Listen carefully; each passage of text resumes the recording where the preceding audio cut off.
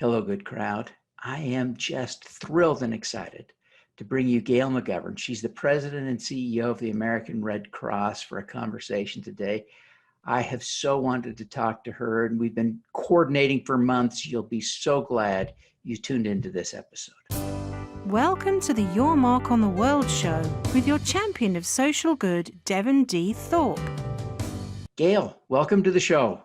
Thank you, Devin. Thanks so much for having me on. Well, we're thrilled to have you and appreciate you taking the time.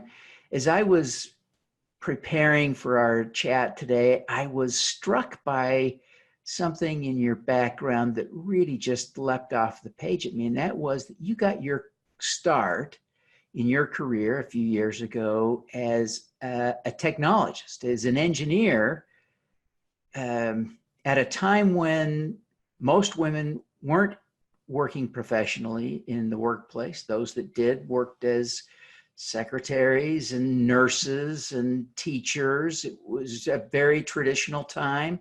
How did you end up working in tech, and how has that influenced the rest of your career? Well, I actually graduated from Johns Hopkins University, and I was part of the first cohort where they admitted women.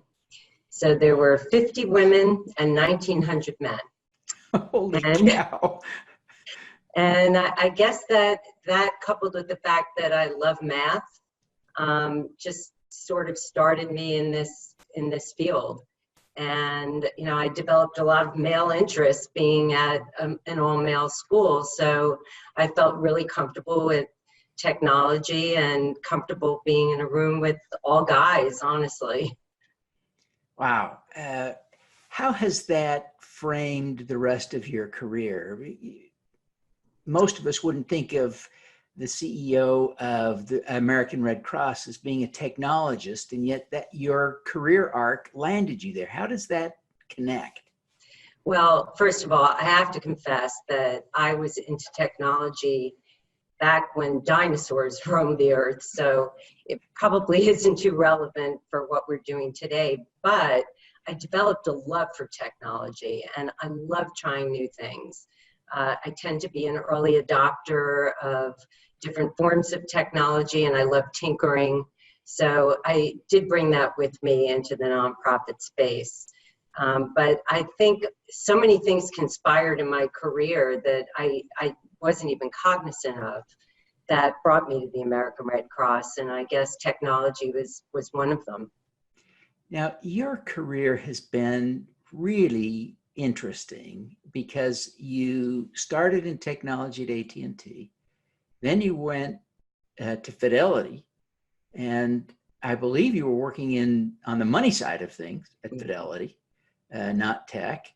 You spent some time at Harvard. I wonder if you would just compare and contrast the transitions, the differences between AT&T and Fidelity, and how that, the differences between that and your Harvard and Red Cross experience. Well, first of all, I stayed with technology for the beginning part of my career at AT&T. And I guess the theme here is I tend to be intellectually curious, or probably a better way of saying it is I have a short attention span. So after I was in technology for a while, I decided I wanted to be in front of customers, and I didn't want to be in a back office function anymore. So I begged and begged and begged for someone to let me go to sales. And finally, I think I nagged my way in, because there was a point where my mentor said, "Gail, you haven't sold anything." And I said, "But I sold Girl Scout cookies." And I guess he figured, all right, I'm going to give this a shot.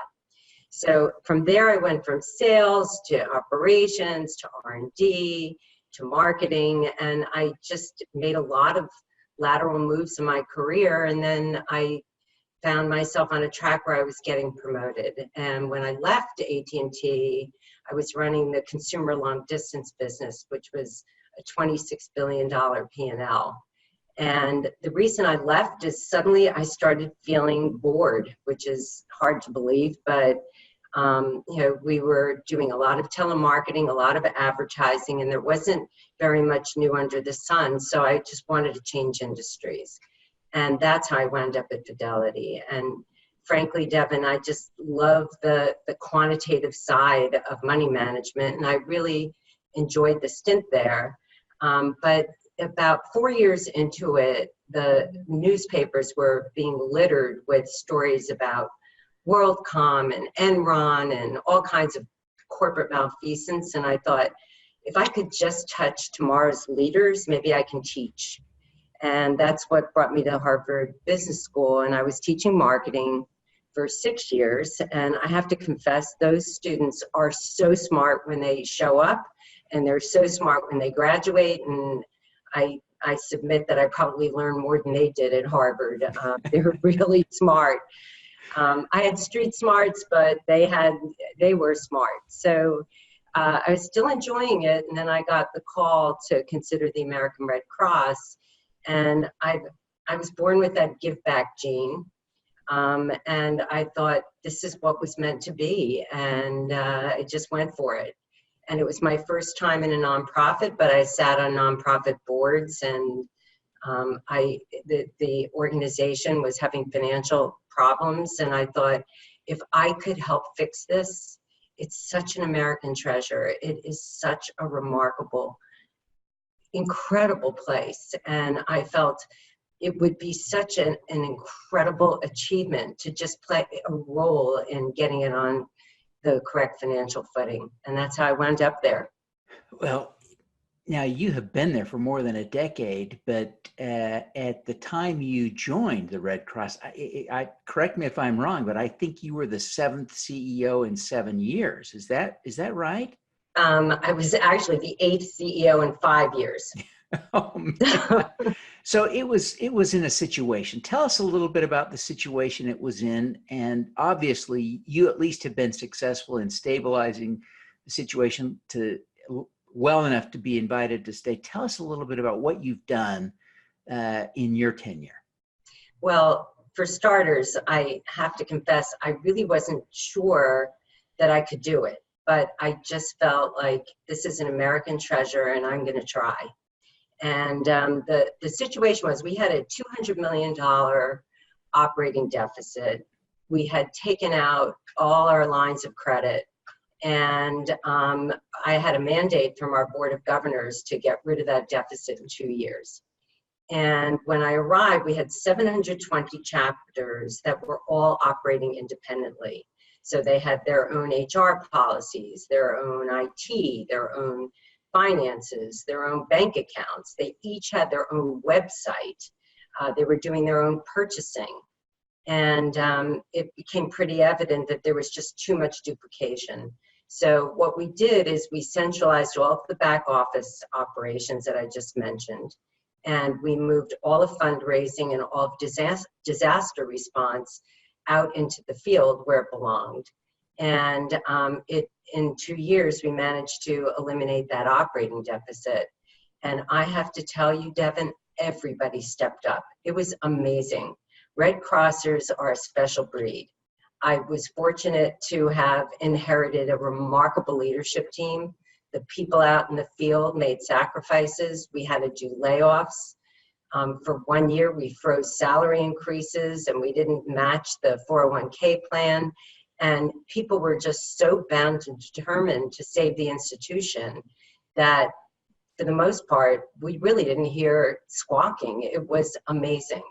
And I have to say that it also taught me a lot about leadership, which after 28 years in the for-profit world, you would think I had learned what I needed to learn, but it taught me to be a different and better leader as a result of that experience. And it is, without a doubt, the best job I have ever had.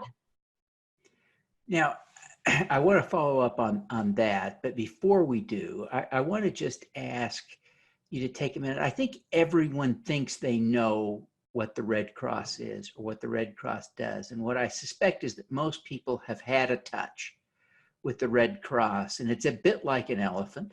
And so maybe they felt the leg, maybe they felt the trunk, and maybe they felt the tail, and they have that perception of what the organization is. Give us a sense of the full scope. Well, first of all, you were exactly right, because 1 in 5 people in our country have been directly touched by the American Red Cross, but it's unusual to find anyone that knows everything that we do. So people know we respond to disasters because they see us on TV, but we respond to about 62,000 disasters every year. And in major cities, most of those disasters are home fires. And it's heartbreaking because a lot of it is preventable. 2,500 people die every year in home fires. And to try to get that number down, we have been installing smoke alarms in vulnerable communities and teaching them about evacuation. So disaster is a big piece of what we do. Probably the best kept secret is what we do for the military. I think we do more for the military than just about any other organization. Last year, we handled 480,000 calls into our call center. This could be anything from bring my daughter home, her father's on his deathbed, or bring my husband home, he's about to become a father. We'll pay for transportation, we'll get them home. We have volunteers in every VA hospital. We have volunteers on every military base, including in theater. We have volunteers in Iraq, in Afghanistan, and these are people that are like morale officers and really make a difference for the men and women in uniform.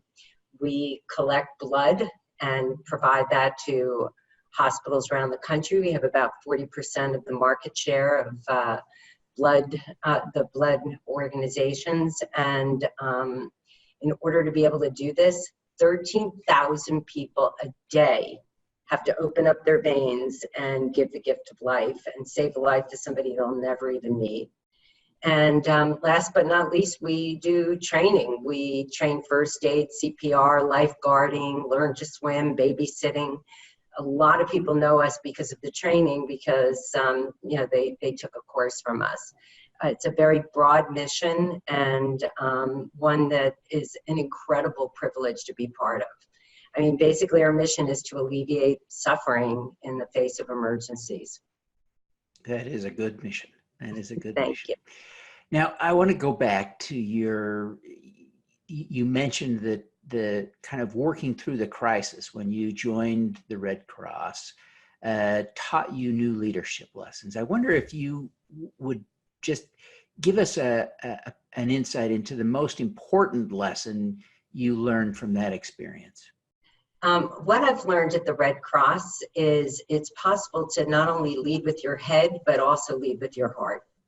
And, in the for-profit world, I consider myself a nice, kind boss, and I would get input from lots of people and make sure all the voices were heard and try to get to consensus. But at the end, if there was still disagreement, I would say, okay, we're going to do this. Everybody jump, and people would say, how high? When you have a workforce of 1,900 employees and 300,000 volunteers, you turn to a volunteer and you say, okay, everybody jump. And they say, no, I'm not ready to. You haven't convinced me. I don't understand how that's going to help our mission.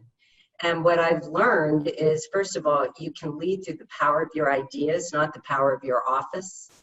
And when I talk to our volunteers, to our donors, to our employees, I always talk about the mission.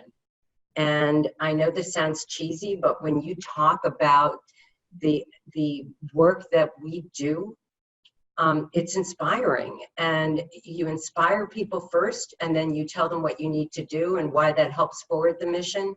It changes your entire leadership style. And I kind of wish I did it back when I was in the for-profit sector.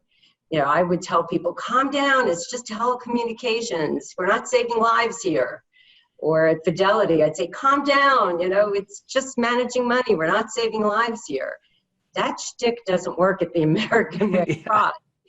So I just wish I said, people, this is important work. We're connecting people, the people that they love and the information that they need.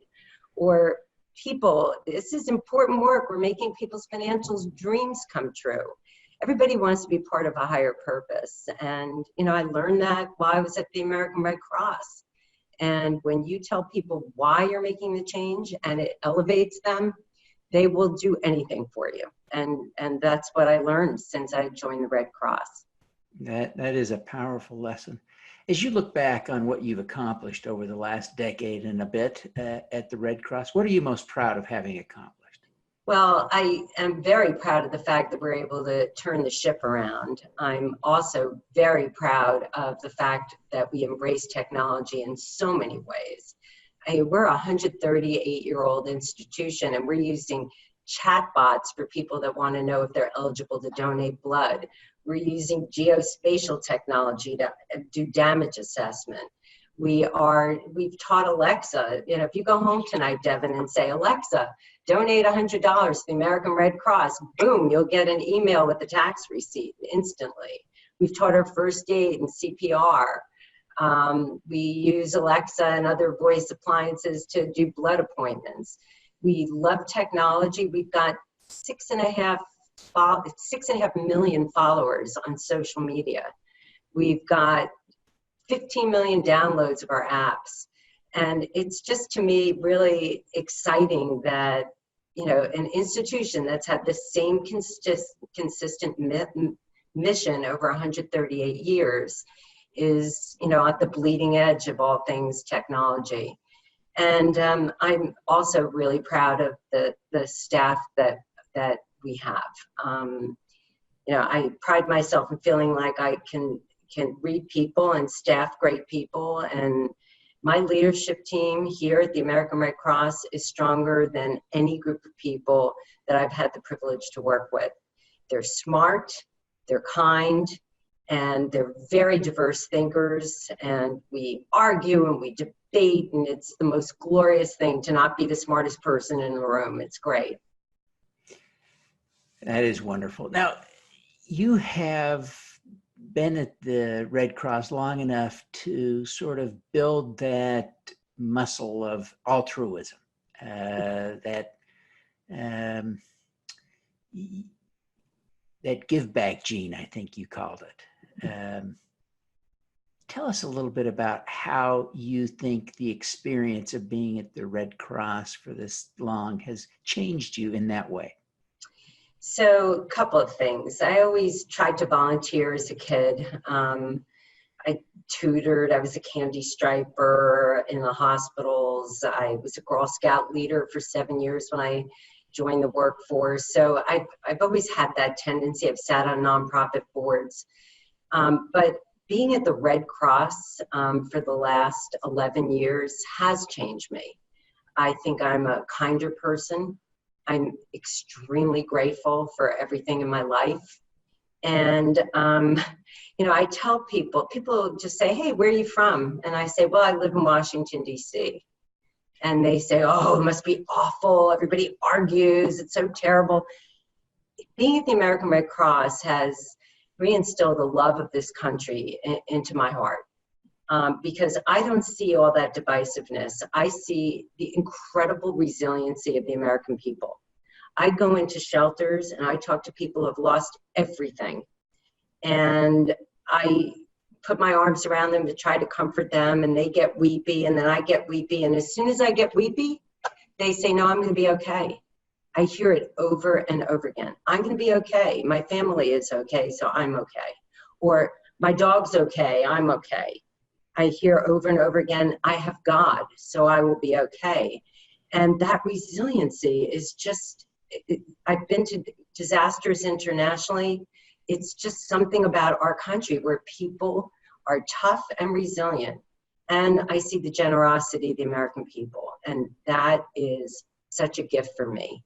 There was a half hour that I was at the Red Cross where I got a phone call from a chief marketing officer of a Fortune 10 company. And he was calling to tell me that they were going to wire $1 million to us because we're in the midst of a very large disaster. And in that same half hour, I got a letter from a 7-year-old boy with a crumpled up dollar bill in it that said, this is from the Tooth Fairy, can you help people with it? And Devin, I think of those two people all the time. With every decision we make, I think, will our donors be proud? Are we doing the right thing?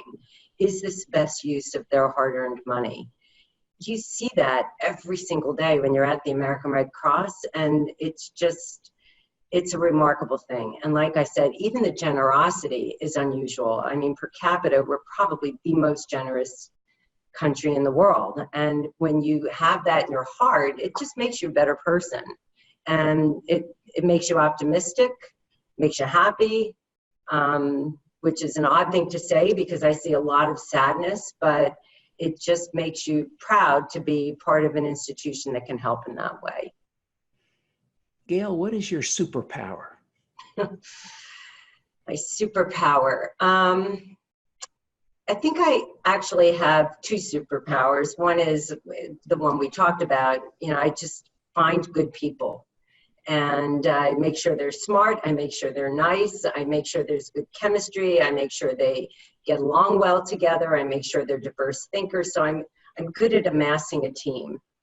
But I think my other superpower is that I'm kind of nauseatingly optimistic. And my husband accuses me of being a card-carrying member of the Happy Club. My daughter tells me I have a weird happiness baseline. It's abnormally high. I just like to feel happy and optimistic, and I model optimism here. And when you're optimistic, people get confident and they feel like they can do even more than they can. And it's a beautiful thing. You know, in our business, responding to disasters, you know, our mantra is prepare for the worst and hope for the best. And believe me, we prepare for the worst. We are ready to handle 3 back-to-back Category 4 hurricanes, and we had to do so in recent history. But I prepare for the worst, but I also expect the best. And when you feel that way, you do feel like you have a superpower. So I would say optimism and modeling optimism is my secret sauce, as they say. Excellent.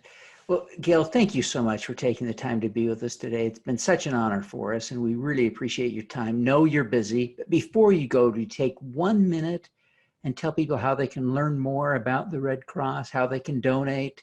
That'd be a big help. Oh, thank you so much for asking that question. So people can go to our website, which is redcross.org. They can also call our 800 number, which is 1-800-RED-CROSS. And every single donation is deeply appreciated, and we will put it to good work. In fact, we do not get government funding for our disaster response. Everything we do is because of the generosity of the American people.